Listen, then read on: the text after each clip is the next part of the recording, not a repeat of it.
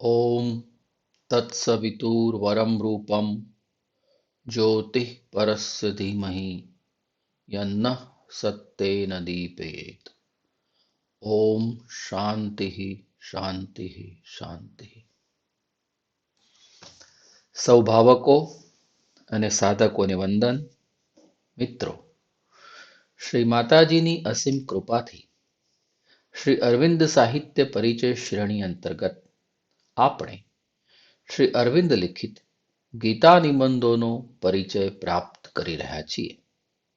આ પરિચય શ્રેણીના આજે 41મા મણકામાં આપ સૌનું ભાવપૂર્ણ સ્વાગત છે।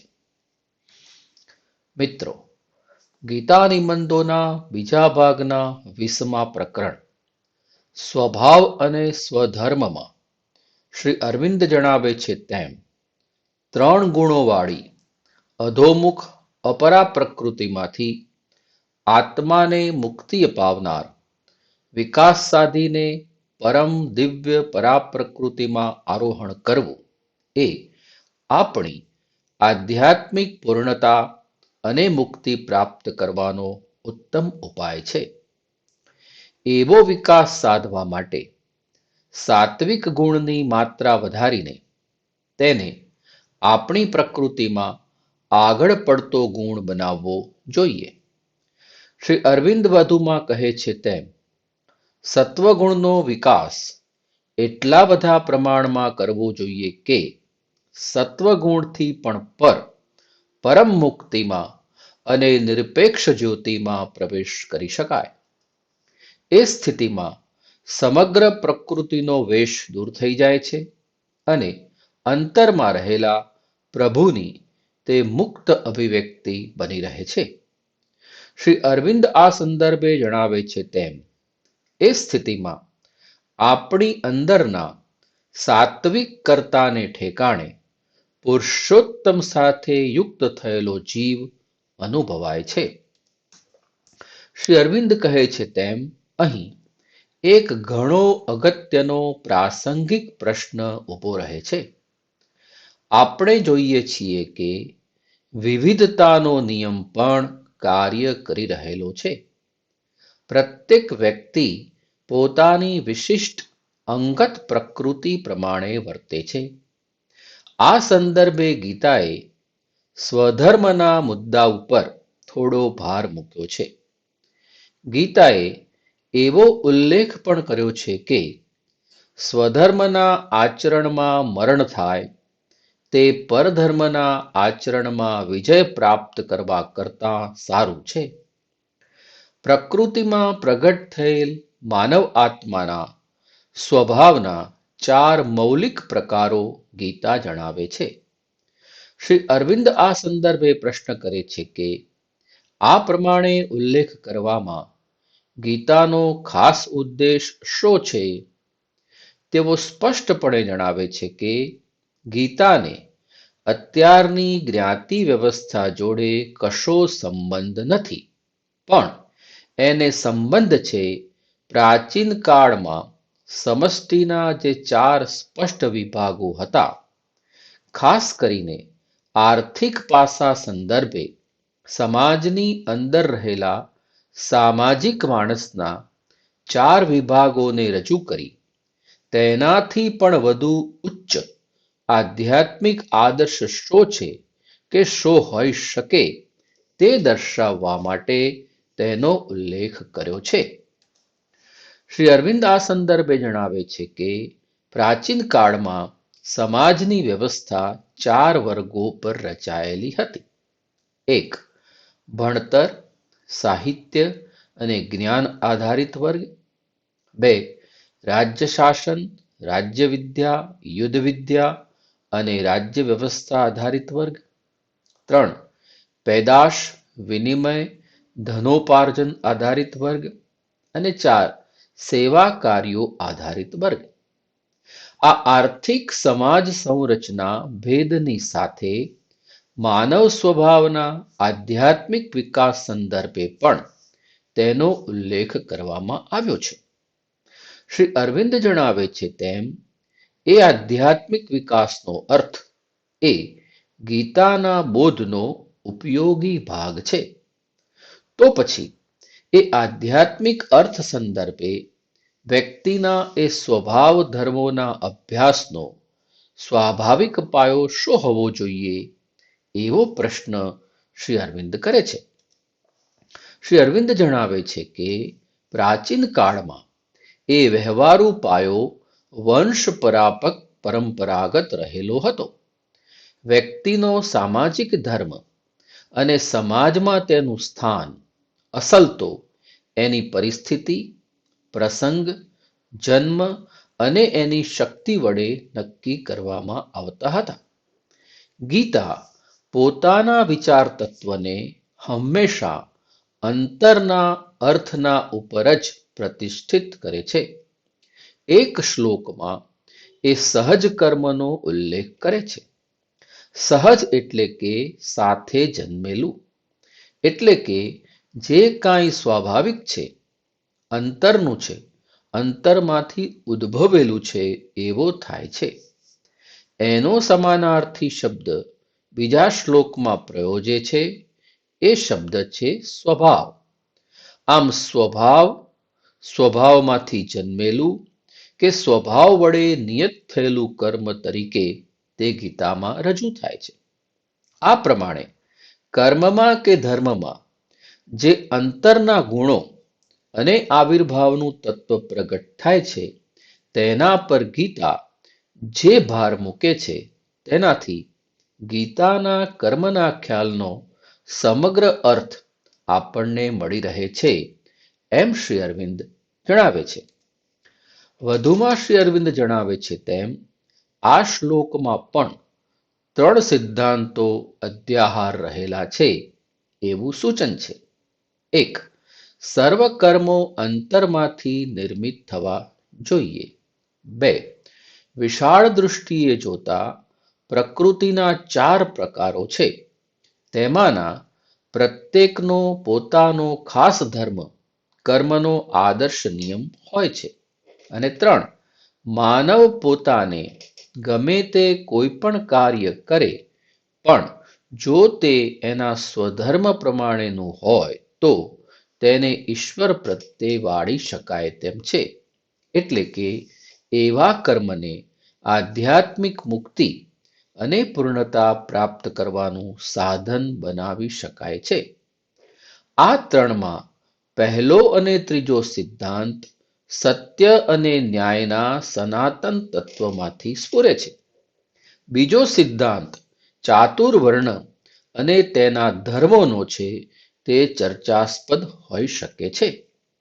શ્રી અરવિંદ જણાવે છે તેમ જેમાં જીવનની સંકુલતા અને માનવ પ્રકૃતિની નમનીયતાનો ખ્યાલ નથી કરાતો, એવી સ્થિતિ સ્વધર્મના નિયમથી વિરોધી છે. પરંતુ ગીતાનો ઉપદેશ અહીં ગૂઢાર્થવાળો છે, એમ શ્રી અરવિંદ જણાવે છે. પ્રકૃતિમાં જે અહમ છે તે એ નથી, એ તો અંતરાત્માનું તત્વ છે. 3 ગુણોની યાંત્રિક માયા તેની ગતિઓનું સૌથી અંતરનું અને મૌલિક સત્ય નથી. જે આધ્યાત્મિક દિવ્ય શક્તિ આ વિશ્વમાં અનેક વ્યક્તિ સ્વરૂપ બનેલી છે, તે આપણી સત્તાનું મૌલિક સત્વ છે. એ આપણો સ્વભાવ છે, આપણો સ્વધર્મ છે, આપણી સાચી પ્રકૃતિ છે, આપણા અસ્તિત્વનું આ સત્ય છે. આ સંદર્ભે શ્રી અરવિંદ જણાવે છે તેમ આ દિવ્ય સ્વભાવથી નિયત થયેલો કર્મનો નિયમ આપણા આત્માને સ્વરૂપ આપવાનો ધર્મ, આપણો સ્વધર્મ નક્કી કરનાર સાચો નિયમ છે. સ્વભાવ અને સ્વધર્મનો ગીતામાં નિરૂપિત આ સિદ્ધાંત વિશ્વમાં સર્વત્ર કાર્ય કરતો જણાય છે. પોતાની સત્તાને એટલે કે સ્વધર્મને અનુસરવાનો આ સિદ્ધાંત સલામતીનો પાયો છે, એની સાચી ગતિ અને સાચી કાર્ય પદ્ધતિ છે.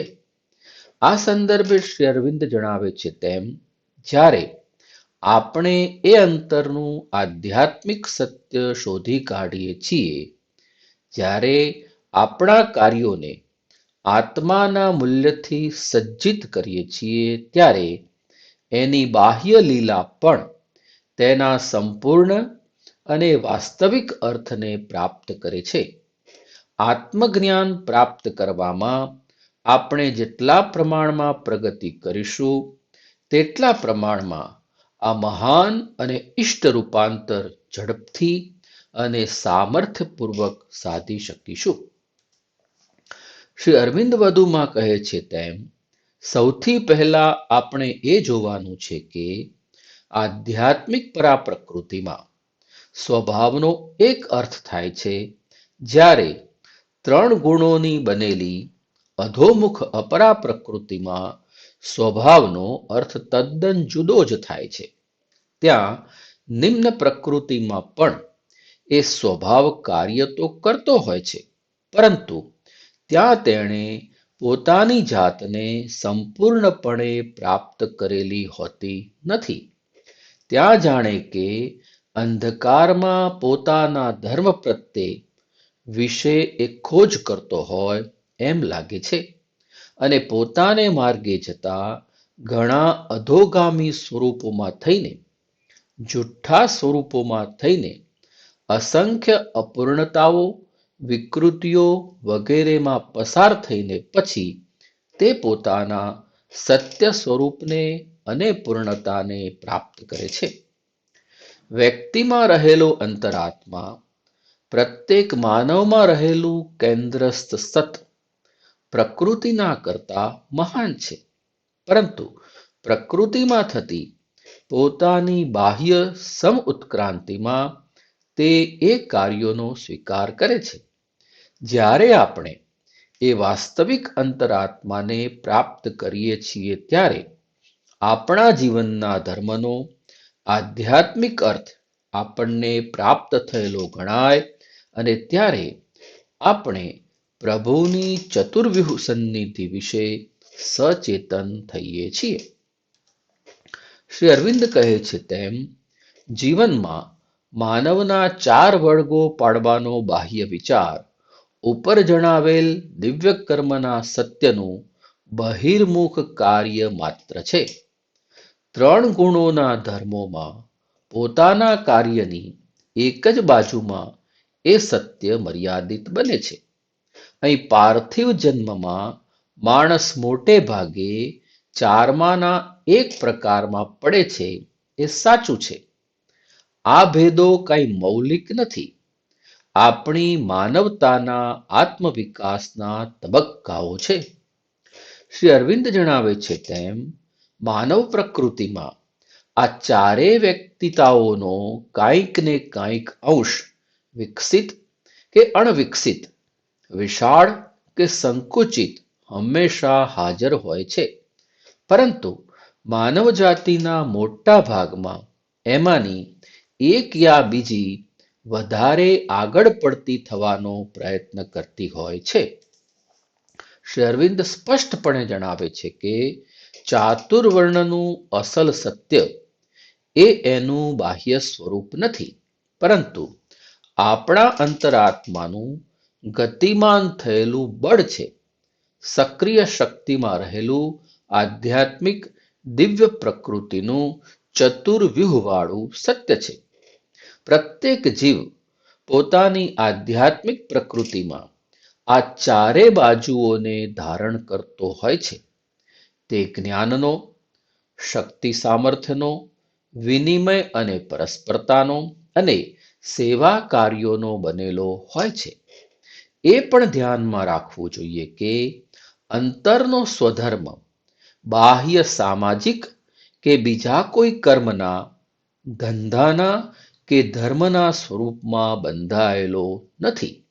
છેવટે જો આપણે સ્વધર્મના કર્મને આપણા અંતરમાં રહેલા પ્રભુની, પરાત્પર પુરુષોત્તમની, વિશ્વરૂપ પ્રભુની પૂજા તરીકે ઉપયોગ કરી શકીએ તો અને આખરે સર્વ કર્મો એના હાથમાં સમર્પણ કરી શકીએ તો એ કાર્ય થઈ શકે તેમ છે.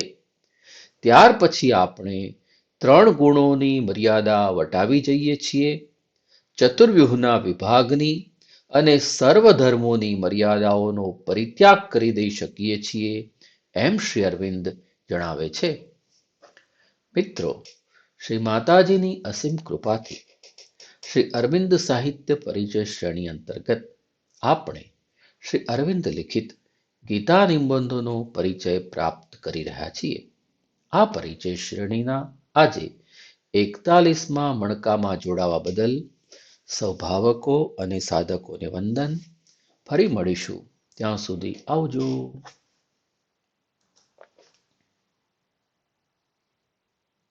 ઓમ તત્સવિતુર્વરમ રૂપમ જ્યોતિ પરસ્ય ધીમહિ યન્નઃ સત્યેન દીપયેત. ઓમ શાંતિ શાંતિ શાંતિ.